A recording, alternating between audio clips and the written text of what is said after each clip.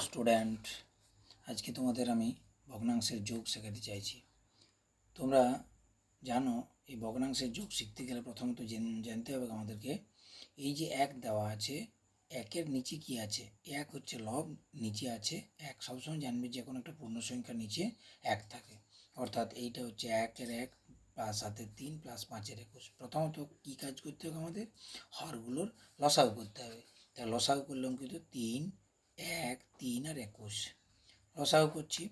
তাহলে 3, 1-কে 3, 3 7 21। তাহলে লসাগুটা পেলাম কত? লসাগু হলো 3 গুণিত 1 গুণিত 7, তার মানে পেলাম 21। সমান দিলাম, লাইনটা টেনে নিলাম, তাহলে 21।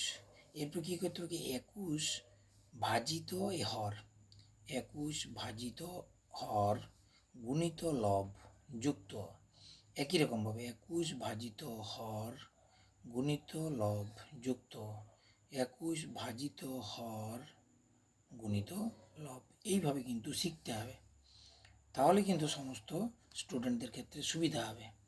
21কে 1 দ্বারা ভাগ করলে 21 হবে, 21 গুণিত 1 যুক্ত 21কে 3 দ্বারা ভাগ করলে 7 গুণিত 7 যুক্ত 21কে 21 দ্বারা ভাগ করলে 1 গুণিত 5/21 সমান আমরা পেলাম কত? 21-একে 21, 7-7 কত? 49, আর 5-একে কত? 5, আর নিচে 21।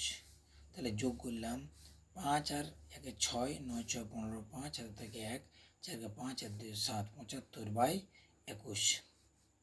এরপর আমরা কিন্তু লঘিষ্ঠ আকারে প্রকাশ করব।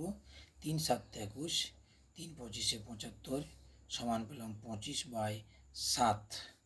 এটাকে পূর্ণ করে দিলাম, 7 3 21 আর 4 5